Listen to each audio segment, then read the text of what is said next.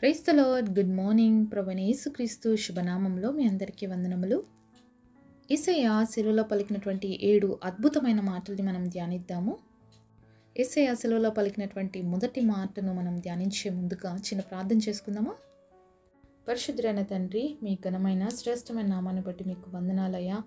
అయా శిలువలో మీరు పలికినటువంటి 7 మాటలు ధ్యానించడానికి మా హృదయాల్ని సిద్ధపరచండి తండ్రి. ఒక్కొక్క మాట ద్వారా మేము ఏం నేర్చుకోవాలి, మా జీవితాలను ఏ విధంగా మార్చుకోవాలో మాకు తెలియచేయండి. మా అందరితో మాట్లాడి దర్శించమని యేసునామంలో ప్రార్థిస్తున్నాము తండ్రి. ఆమేన్. యేసయ్య శిలువలో పలికినటువంటి మొదటి మాట లూకా సువార్త 23వ అధ్యాయము 34వ వచనంలో చూద్దాము. యేసు, తండ్రి, వీరేమి చేయుచున్నారో వీరెరగరు గనుక వీరిని క్షమించమని చెప్పాను. Luke chapter 23 verse 34. Then said Jesus, Father, forgive them, for they know not what they do. ఎంత అద్భుతమైన మాట కదండి. మరి యేసు ప్రభు మానవుల్ని ఎంతగా ప్రేమించాడు అని ఈ మొదటి మాట ద్వారానే చాలా క్లియర్గా మనకు అర్థమైపోతుంది. ఎందుకంటే మరి మొదటి మాటగా మానవుల్ని దేవుడు క్షమిస్తున్నాడండి. మరి యేసు ప్రభు ఈ లోకంలోనికి రావడమే ఉన్న ఉద్దేశమే ఇదన్నమాట. ఆయన కల్వరి శిలువలో మరణించడానికి రీజన్ ఇదే. మానవుల పాపములు క్షమించడానికే యేసు ప్రభు ఈ లోకానికి వచ్చాడు. కాబట్టి మొదటిగా ఆయన శిలువలో పలికినటువంటి మాటలో మనం చూస్తున్నాం, తండ్రికి మొరపెడుతూ ఉన్నాడు, అయ్యా తండ్రి, వీరేం చేస్తున్నారు, వీరికి తెలియదు నాన్న, వీళ్ళని క్షమించు అని చెప్పి. యేసయ్య భయంకరమైనటువంటి శిక్షకి గురైనడండి. యేసు ప్రభు ఆ కల్వరి శిలలో వ్రేలాడుతూ ఉన్నప్పుడు ఆయన శరీరం అంతా కూడా దున్నబడిందండి. ఎక్కడ చూసినా గాయము, రక్తము, ఎంత భయంకరమైన పెయిన్ని అనుభవిస్తూ కూడా ఎంతగా తనను అపహసిస్తున్నా, ఎంతగా ఆయన్ని హింసిస్తున్నా, ఎంతగా బాధపెడుతున్నా, ఆయన్ని ఎంతగా అవమానిస్తున్నప్పటికీ కూడా ఆయన పలికిన మాట తండ్రితో, అయ్యా వీళ్ళని క్షమించు అంటున్నాడు. తండ్రి, వీరిని క్షమించు, వీళ్ళు ఏం చేస్తున్నారో వీరికి తెలియట్లేదు అని. ఆ టైంలో క్షమాపణ మాటలు కాదండి వచ్చేది. చాలామంది శిలువ మీద ఉన్నప్పుడు దూషిస్తారు, మరి ఎంతో రోధిస్తారు, ఆ వేదన తట్టుకోలేక, ఆ పెయిన్ని భరించలేక ఎంతో గగ్గోలు పెడతారు. అలాంటిది లోక రక్షకుడుగా ఆయన ఈ లోకానికి వచ్చాడు కాబట్టి, ఈ భయంకరమైన శిక్ష ఆయన మీద వేసుకున్నాడు కాబట్టి తండ్రితో మొరపెడుతూ చెప్తున్నాడు, తండ్రి వీళ్ళని క్షమించండి అని. ఈరోజు క్షమించడం అనేది చాలామందికి చాలా కష్టమైపోయిందండి. ఈవెన్ చిన్నపిల్లలు కూడా సారీ చెప్పమంటే చెప్పట్లేదన్నమాట. అంత ఈగోయిస్ట్గా తయారైపోతున్నారు. అంటే క్షమాపణ అడగడం, మరి సారీ చెప్పడం కూడా అంత కష్టమైపోతే, ఒకవైపు హింసించబడి మరి వేదనతో ఉన్న యేసయ్య మాత్రం సర్వ మానవ లోకాన్ని క్షమించాడు. ఈరోజు చాలామంది యేసయ్యని శిలువ మీద ఉన్నటువంటి దృశ్యాన్ని చూసి మరి ఏమి చేతకాని దేవుడుగా చూస్తున్నారండి. నిజంగా చేతగాని దేవుడు కాదండి. ఆయన ఎంతగా మనల్ని ప్రేమించాడు అనడానికి నిదర్శనం అది. మరి ఆయనను అపహసిస్తున్నప్పుడు ఆయన ఓర్చుకున్నాడు, సహించుకున్నాడు. ఆయన దేవుడండి. దేవుడవైతే నువ్వు దిగిరా అని చెప్పి దేవుడిని దూషిస్తే ఆయన అనుకుంటే కిందికి వచ్చి ఎంతసేపు, కానీ ఎవరు నశించిపోతారు? మనమే నశించిపోతాం. అది ఆయనకి ఇష్టం లేదు.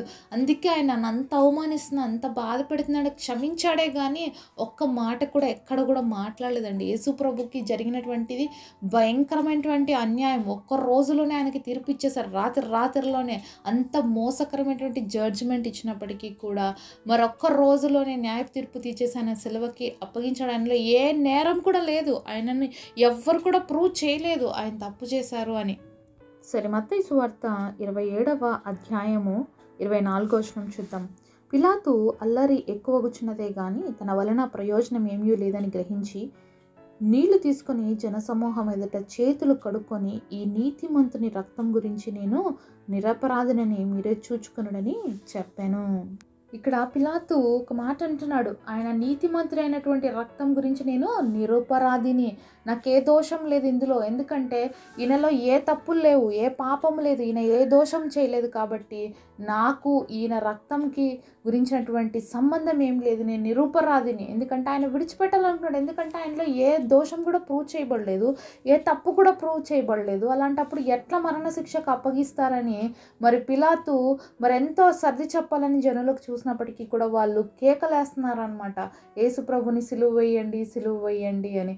ఏ విధంగా అయితే మరి మటలాదివారం రోజు జనసమూహం అంతా కూడా ఆయనను హోసన్నా హోసన్నా అని స్తుతించిందో, ఆ స్తుతి కేకలు కాస్త ఈరోజు ఏమైపోయాయి, మళ్ళీ ఆయనకి వ్యతిరేకపు కేకలుగా మార్చబడ్డాయి.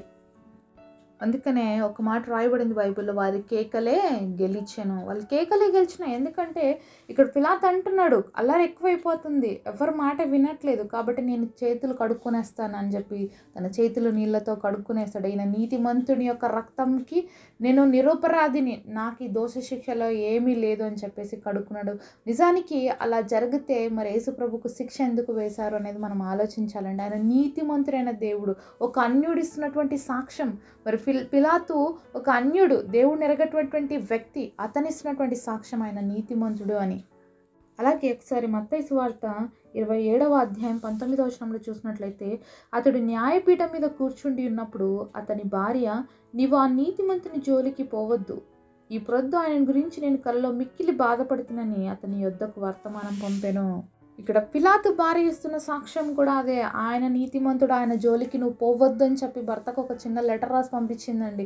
ఆయన నీతిమంతుడైనటువంటి దేవుడు, మరి నేను నా యొక్క దర్శనంలో చూశాను, కాబట్టి నువ్వు ఆయన జోలికి పోవద్దు అని చెప్తున్నాడు. ఇద్దరు వ్యక్తులు, మరి ఆ యొక్క తీర్పు తీరుస్తున్నటువంటి ఆ యొక్క న్యాయాధిపతి భార్య నీతిమంతుడని ఒప్పుకుంటుంది, అలాగే తీర్పు తీర్చినటువంటి ఆ వ్యక్తి కూడా న్యాయవంతుడు, నీతిమంతుడైనటువంటి దేవుడని ఒప్పుకుంటున్నప్పుడు, కానీ ప్రజలు మాత్రము కేకలేస్తున్నారు ఆయన్ని సిలువ వేయమని.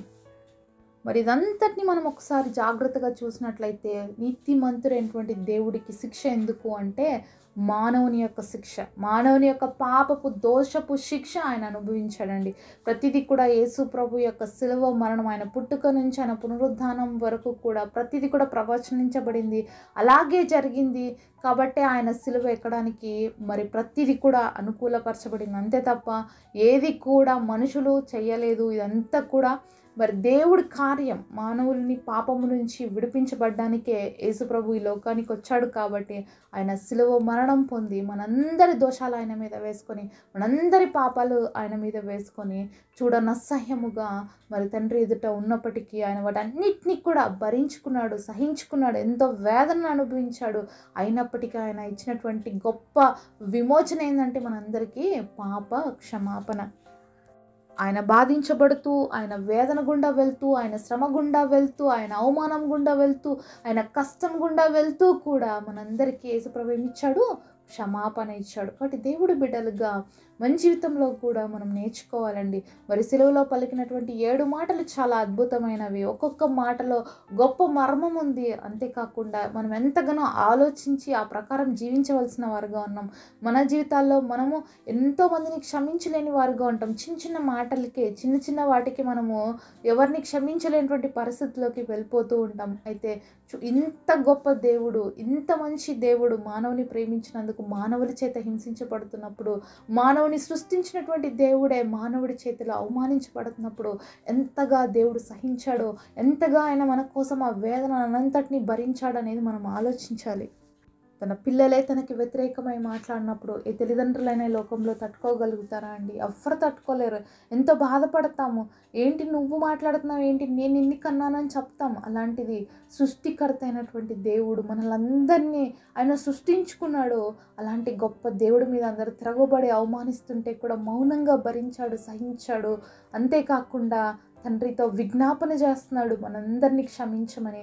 ఆ క్షమాపణ పొందుకున్నాం కాబట్టి ఈరోజు ఆయన పిల్లలం అనిపించబడడానికి, పరలోక రాజ్యానికి మనకి వారసత్వాన్ని కలుగజేశాడు. ఈరోజు మనలో యేసయ్య గుణం ఉందా? క్షమించేటువంటి హృదయం మనకుందా? ఒకవేళ లేకపోతే యేసయ్య మన హృదయంలో ఉన్నాడా లేనట్లా అనేది మనమే ఆలోచించాలండి.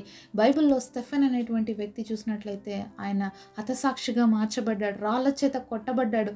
అలాగ భయంకరమైనటువంటి ఆ వేదనతో, రక్తపు మడుగులతో దేవుడికి ప్రార్థన చేసింది ఏంటి తెలుసా? అయ్యా వీళ్ళు ఏం చేస్తున్నారో తెలియదు, వీరికి క్షమించండి అన్నాడు. ఏ విధంగా అయితే యేసయ్య కల్వరి శిలువలో పలికాడో, యేసయ్య గుణం కలిగినటువంటి బిడ్డగా మరి అదే మాట పలుకుతూ మరణించాడు. ఈరోజు మనం కూడా యేసయ్య లాంటి హృదయాన్ని కలిగి జీవించాలి. స్టెఫెన్ క్రీస్తు కోసం మరణించాడు, అలాగా మనం కూడా రోషం కలిగి జీవించాలి. మరి ఈరోజు మనం కూడా దేవుడి సన్నిధిలో ప్రార్థన చేద్దామా? అయ్యా మీరు కలిగినటువంటి మంచి మనసు మాకు కూడా దయచేయమని. మరి ఎవరైతే ఆశిస్తున్నారో దయచేసి నాతో పాటు ప్రార్థనలు ఎక్కిపిస్తారా? పరిశుద్ధుడైన తండ్రి, మీరు మాట్లాడిన ప్రతి మాట కొరకు మీకు వందనాలు ప్రభువా. కల్వరి శిలువలో మీరు పలికినటువంటి అద్భుతమైన మాటను బట్టి మీకు స్తుతులు, స్తోత్రాలు తండ్రి. మేము కూడా ఇతరులను క్షమించే హృదయం, మీలాంటి మంచి మనసును కలిగి జీవించడానికి మా అందరికీ కృపనివ్వమని నజరేయుడైన యేసు నామములో ప్రార్థిస్తున్నాం తండ్రి. ఆమేన్.